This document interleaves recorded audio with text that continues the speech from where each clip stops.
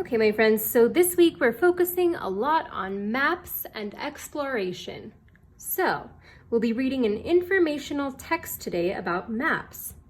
We're going to learn about the different symbols that are used on different maps. So, in this case, take a look at this thing right here.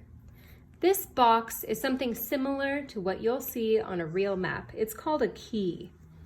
So this key in particular tells us about the different buildings we'll see on a map. So when I see this symbol on the map, I know that stands for a school in real life. When I see this one, I know it stands for a library. When I see this one, I know it's actually a supply store.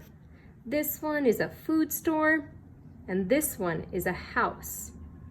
So that key is going to help us read a map, right? Keep that in mind. So this is If Maps Could Talk by Erica L. Shores, illustrated by Annie Bissett. I am on page 210 in our Orange Reach practice book.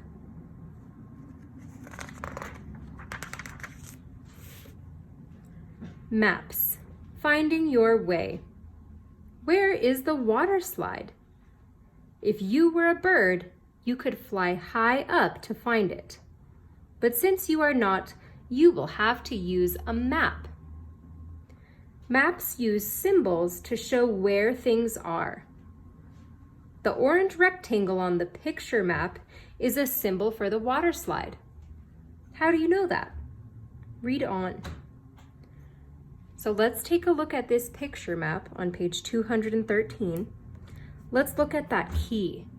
It's similar to the one we saw before, but these are different symbols, right?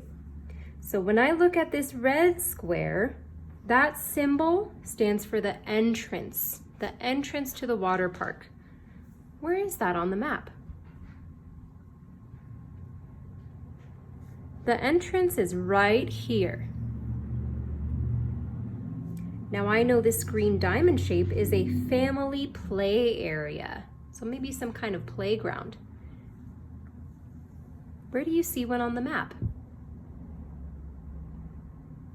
I actually see 3. I see one here, and one here. So those are all family play areas. Now this yellow circle is a symbol that stands for a kid pool. So a play area for the smaller kids, right? Where can you see that on the map? I see it right here. That's where the kid pool would be. And like we read before, our orange rectangle is the water slide. Our water slide is right here. How about this army green rectangle? What does that symbol stand for? It stands for a food stand, so where you would buy your snacks. Now, how about these light blue lines, those light blue squiggles? What does that symbol stand for? That's where there's water in our water park. So maybe that's like the lazy river people can float in. It flows all around here. And last but not least, what is this gray stuff, these gray squiggles I see? That symbol stands for where the sidewalks are. So all of these are where there are actually sidewalks in the water park. Awesome. So a picture map can use shapes or symbols to show where things are.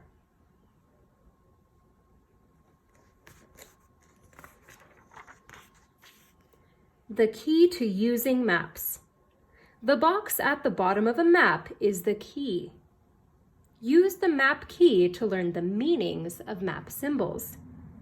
Map makers use shapes to stand for real things. On the street map, what do the squares stand for? So let's take a look at this map on page 215. Awesome. Here's our key. So let's find the blue squares. That's what our reading is asking us to look for.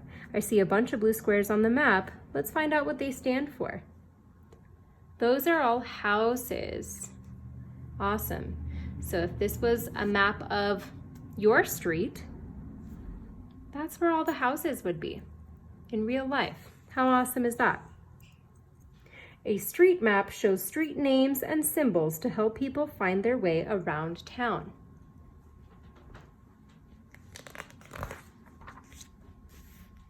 Symbols on the road. Symbols on a road map help drivers find their way. A symbol like a shield stands for a highway, just like these right here. Those are highway signs. Black circles stand for cities or towns. Awesome. So let's take a look at this road map on page 217. So I see our key down at the bottom. Let's take a look at that first. It'll help us read it. Anytime we see this star symbol, that's the capital. Okay. This black dot, that's going to stand for a city. Anytime you see that black dot on the map, it's actually a city in real life. I see one of these shields here. That's going to stand for an interstate. So that means it's a freeway that goes between states. Awesome. And last but not least, this one right here is an example of a symbol for a highway. Okay. So I see all of these blue lines with the shields. That must be our interstates. All of these red lines with the white shields, those have to be our highways.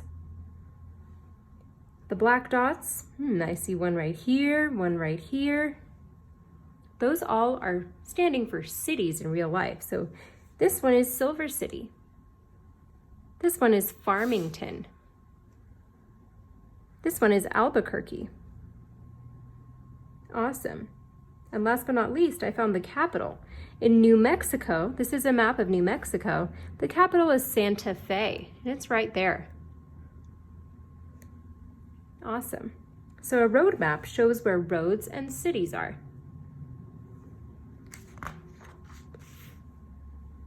Rain or shine. Weather symbols. What will the weather be like tomorrow? Look at a weather map in your city's newspaper. Symbols on the weather map show the weather. Use the key to understand what the symbols mean. Awesome. So let's look at the weather map on page 219. If you've ever seen the newscasters giving the weather, you'll probably see something like this on the screen behind them. Awesome. So let's take a look at the key. So this symbol, just a full-on sun, means the weather is going to be sunny. That makes sense, right? If I've got a sun behind a little bit of a cloud, but still poking out, that means mostly sunny. Now, what about if I just have a cloud? What does that mean? It means that area is going to be cloudy, right? And how about this one? Ooh. A rain cloud. That probably means that area is going to get some rain, right? So let's take a look and see, what kind of weather is Alaska going to have? Mostly sunny, right? How about Hawaii? Hawaii is going to have all sun, super sunny. Awesome. What about Seattle? Seattle, Washington, what kind of weather will they have? Rain. And how about Minneapolis? What kind of weather are they going to have? It's going to be cloudy there, right? Awesome. So a weather map shows what the weather is like all over the country.